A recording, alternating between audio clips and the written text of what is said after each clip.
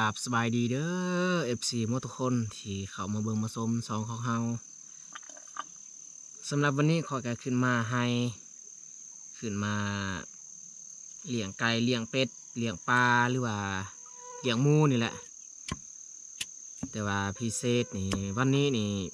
เป็นวันที่เฮาต้องเอาหมู2 โตวในคอกหันกลับบ้านเอาไปเลี้ยงอยู่บ้านอีกเพราะว่าเฮาเลี้ยงอยู่นี่มันบ่ค่อยกินแล้วมันมาเลี้ยงอยู่บ้านแล้วก็ปล่อยตามธรรมชาติมันอยู่เนาะบ่ต้องไปขังเห็นคนอื่นเขาเลี้ยงอยู่บ้านนี่มันกินอาหารที่เขาเลี้ยงก็ได้ดีแต่ว่าเขาเอามาเลี้ยงอยู่นี่เบิ่งคือลักษณะมันไปบ่รอดมันสิตายแหละเหลือ2 โตวแต่ว่าตัวหนึ่งหันจักมัน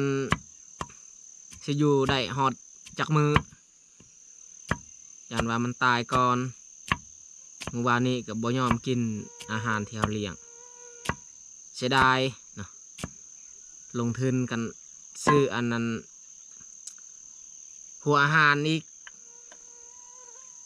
หรือว่าเขาก็บ่เคยเลี้ยงหัวอาหาร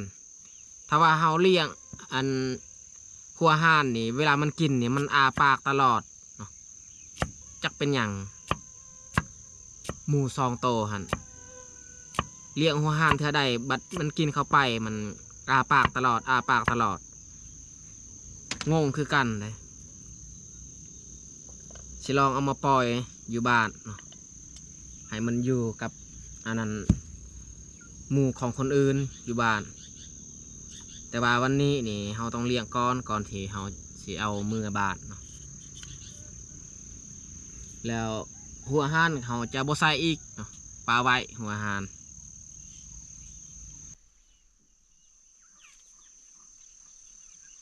กราบ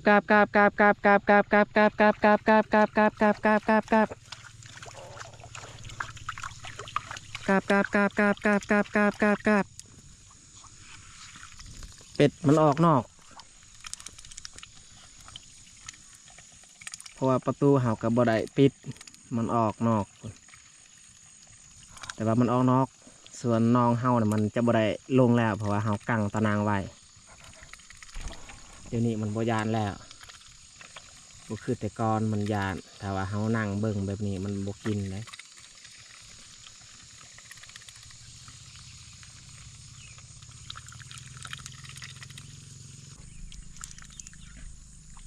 ตัวขาวนี้มันยังยานเห่าหน่อยนึงตัวดำนี่บ่ยานแล้วบ่ฮู้ว่ามันสิออกไข่เมื่อใดตอนนี้นี่รู้สึกว่าซื้อไข่จากตลาดกับบ่คักปานใดเพราะว่าเฮาซื้อครั้งก่อนหันเวลาเฮาทุบไข่หันมันบ่คือไข่สดเฮาย่านว่าไข่ปลอมนี่แหละตอนนั้นแหละเฮาบ่อยากซื้อปานใดเลยเดี๋ยวนี้คันไข่ไก่ไข่เป็ดที่เฮาเลี้ยงเองเฮากินแบบว่ามันใจสุดผ่านมาเฮาก็บ่เคยเห็นดอกไข่ไก่ที่คือเฮาไปซื้อมือก่อนนั้นเฮาซื้อจากฮานเวียดบัดเฮามาทุบมันบ่มีแบบว่าตัว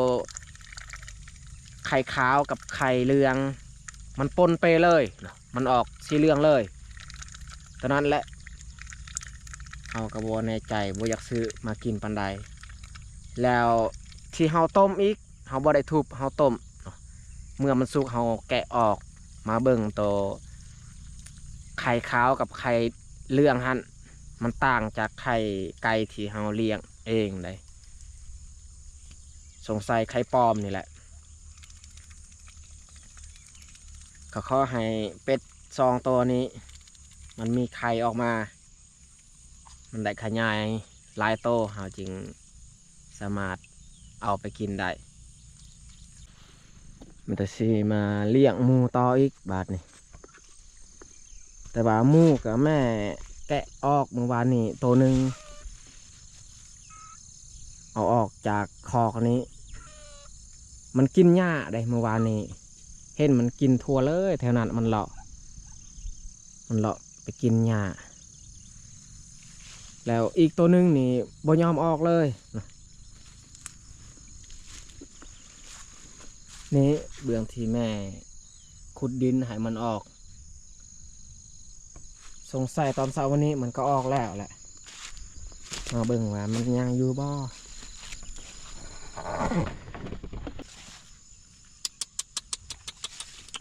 เอ้า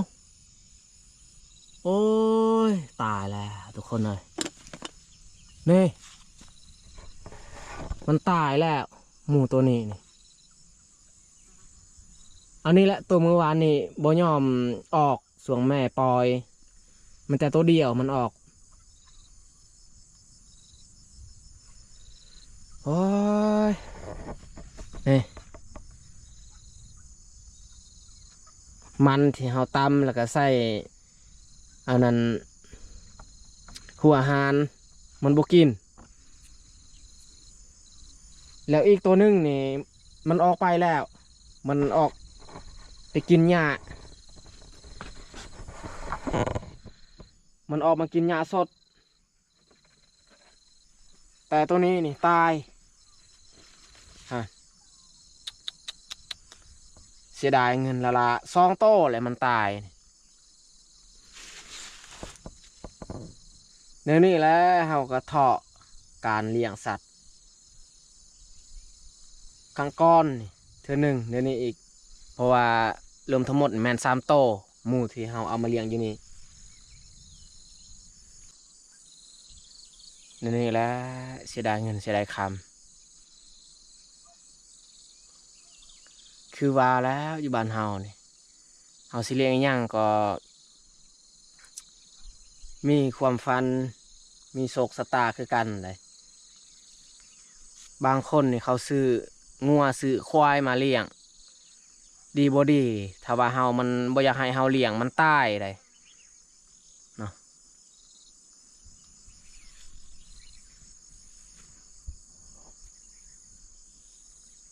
อันนี้ตัวแม่ที่ยังเลือมันออกไปข้างนอกขันตัวผู้แม้แต่ตัวผู้ตัวนั้นขันสิจับได้เอามือบ้านเอาไปปล่อยอยู่บ้านอุกใจเลยกับหมูนี่สมพ่อเมื่อวานนี้บ่ยอมกินอาหารที่เฮาเลี้ยงเห็ดบอนมันนอนมันอยู่กับคักเอาไปเอามาบ่รอดเนาะจักสิ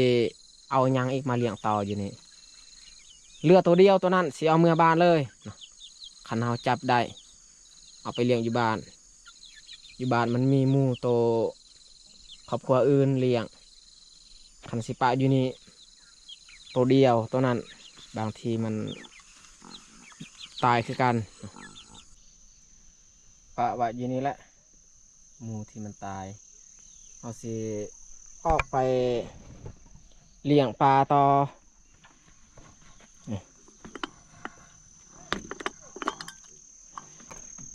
ฮะหมูที่ยังเรือ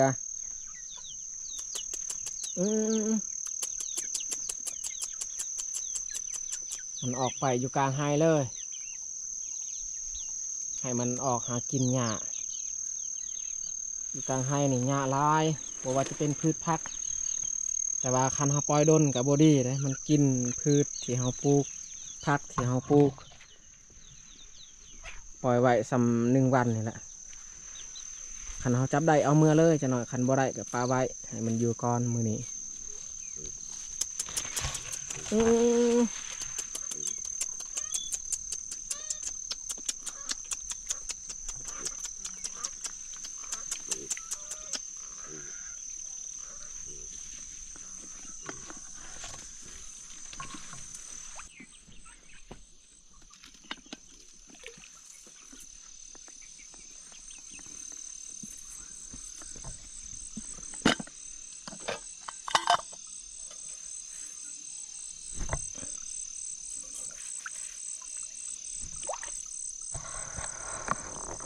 ไว้ปลามันขึ้นสวบเสียงดังปวก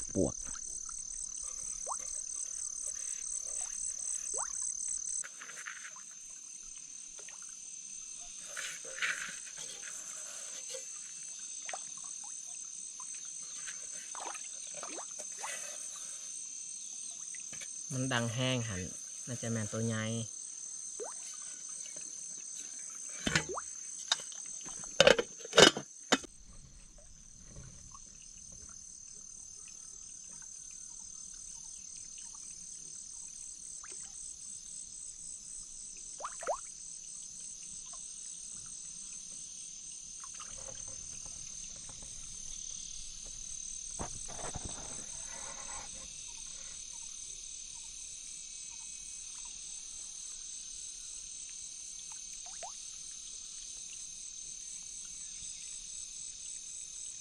ลูกปลานี่หลายมันขยายปีนี้นี่แหละหลายกว่าปีก่อนๆตั้งแต่เฮาเลี้ยงมาปีนี้เวลาเฮาโยนห้ำลงนี่เห็นมันออกมาสวบลายเลย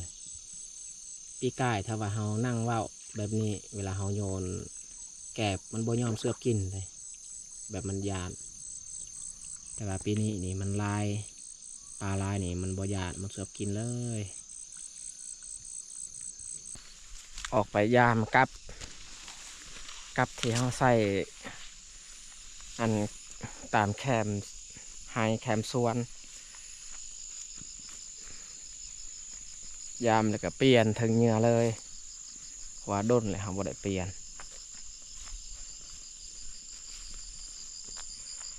วันนี้พ่อแม่ก็บ่ได้ขึ้นให้อาเตื้อยก็ยังอยู่บ้านเพิ่นสักเครื่องสักของ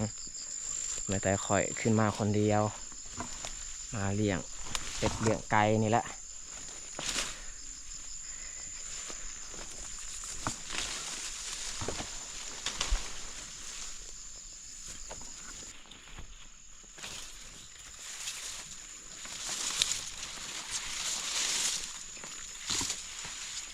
นี่หลังทำอิฐยังคือเก่า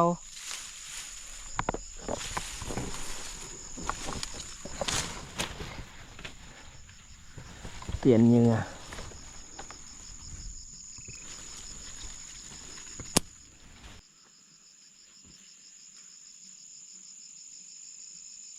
มันควดกินมันนี่ลายแต่ว่าเขาใส่กลับบ่ถืองงคือกันเลยนูแถวนี้มันสลาดมันเห็นกับมันบ่ยอมกัดกินเหงื่อที่เอาใส่นี่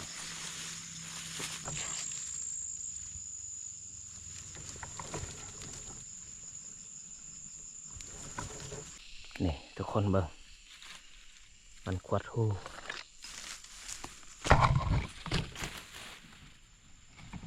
ไล่ดีมันขวดหูแต่ว่ามันบ่ยอมถือกับที่เอาใส่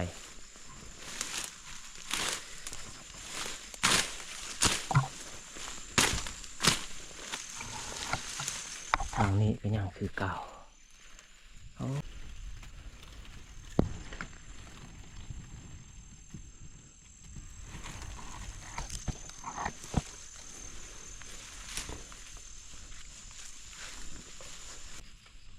อันนี้โดนแล้วมันขวดกินมัน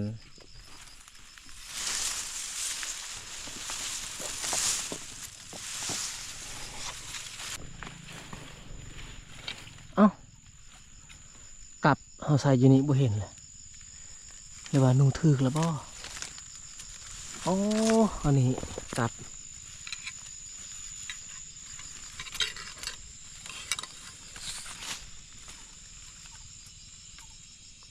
สงสัยมันถึกแต่ว่ามันหลุดเสียดายกับอันนี้มันบ่แห้งฮะมันดีดบ่แห้งมันหลุดแน่นอน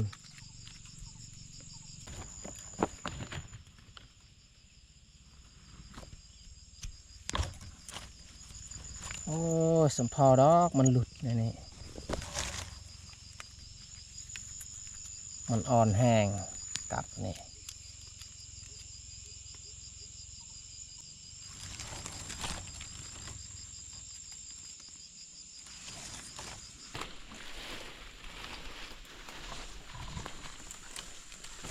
เอ้า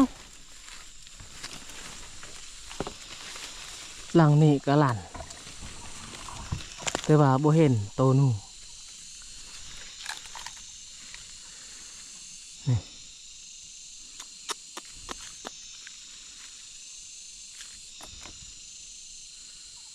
โอ้ว่ามันหลุดทุกคนเบิ่งมันขวดแถวนี้หนุ่มขวดกิ่งนี้หลายต่อไปก็มาแต่สิห้าเอิญลูกหมูฮั่นบูฮูว่าเฮาสิได้จับหรือบอคันได้จับเอามือบานเลยมันมาแล้วมันมาหาไก่เทียม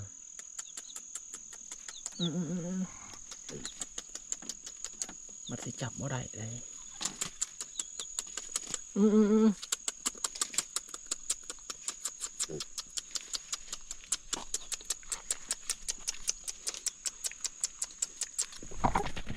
โอ้นี่หญ้าแบบนี้มันมากินนี่เห็นมันกินหญ้าแบบนี้พ่นเป็ด2 โตมันก็มาอยู่นี้นี่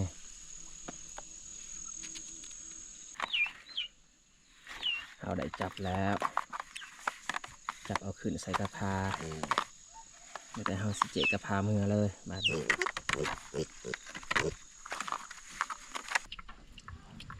เอาเข้าใส่ลกไก่อยู่นี้ให้มันอยู่ก่อนให้มันลึงสภาพอยู่นี่แล้วจึงค่อยปล่อยจะหน่อยนี่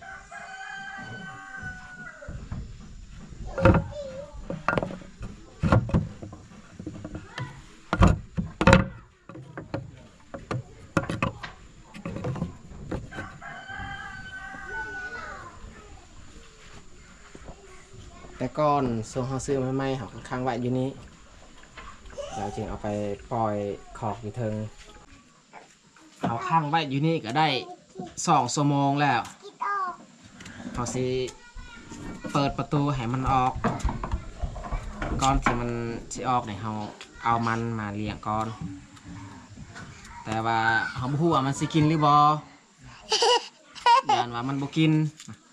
เพราะว่าอยู่เทิงหันมันกินแต่มันตลอดเคยเรามีวัน เอาออก เอาค่ะ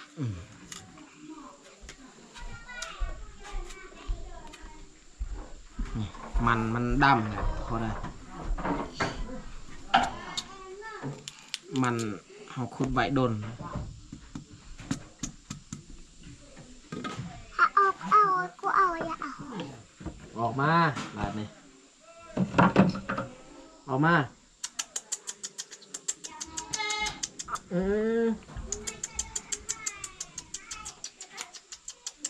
ติ้วติ้วติ้วติ้ว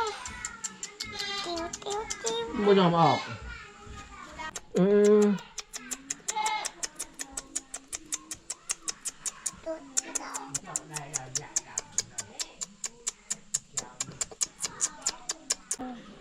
มันสิเริ่มออกแล้วทุกคนเลย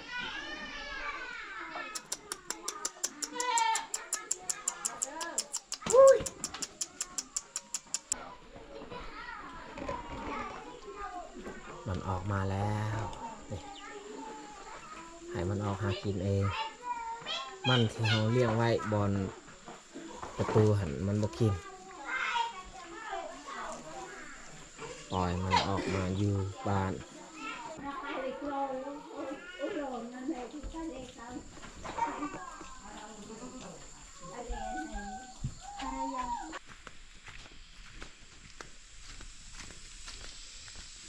เอาย่างไป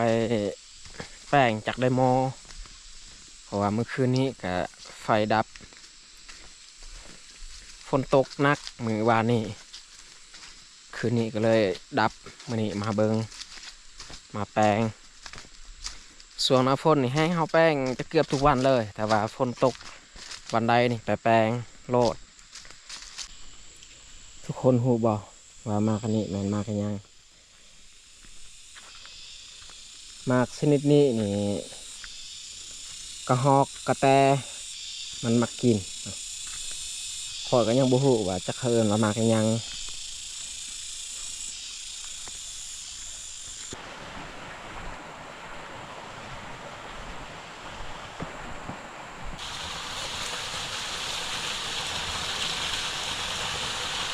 สงสัยตัวใหญ่ตัวสุกนี่เขาเจ้าเก็บแล้ว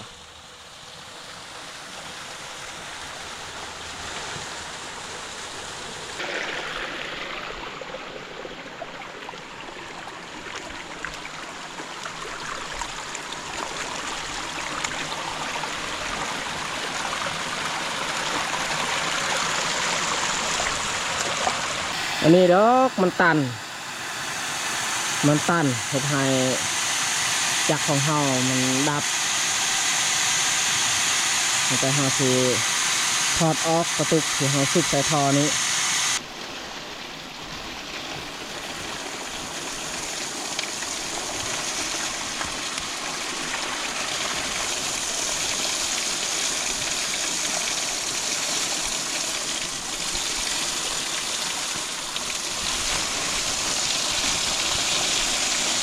นี่บอลสดงงคือกันจักมันสดจังใดวะบอลนี้นี่เอาเฮ็ดบ่ได้แล้วในนี้เพราะว่าอันนั้นกระแจที่เขาเปิดจักนี่เขาบ่ได้เอามา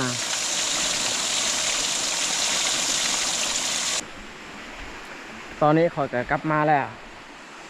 ถือว่าเฮามาวันนี้เนี่ยเฮาบ่ได้แปลงอหยังเลยสายมันขาดบอลจักเลยมันซอดบ่ฮู้ว่ามันซอดได้จังใดบอลนั้นขนาดว่ามันมีย่างเลยสายมันมีย่างเลยมันยังถึกซอด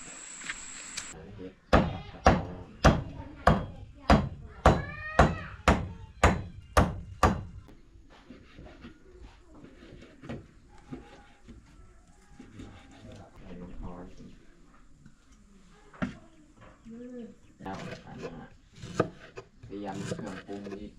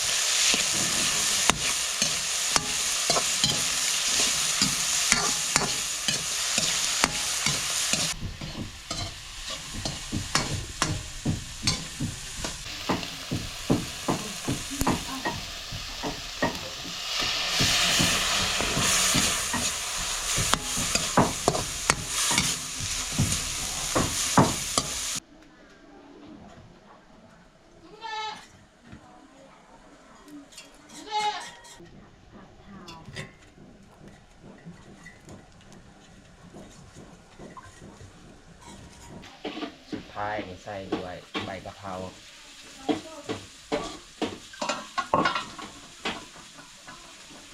เอา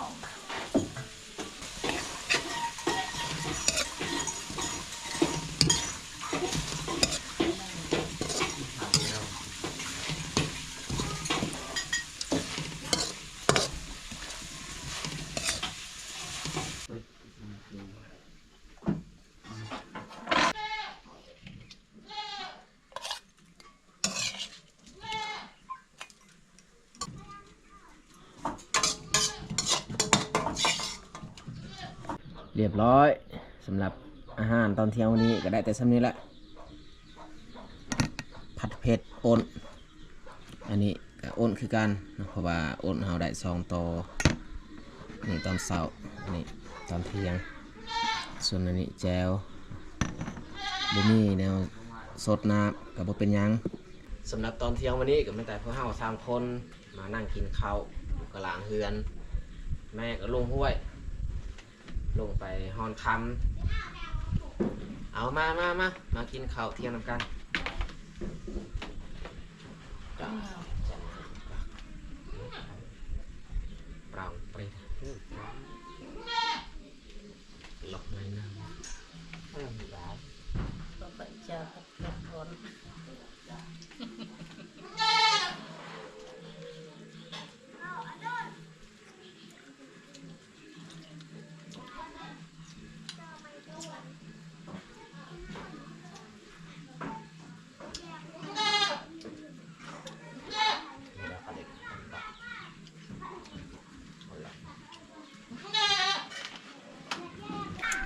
อันนี้ชิ้นที่เฮาต้ม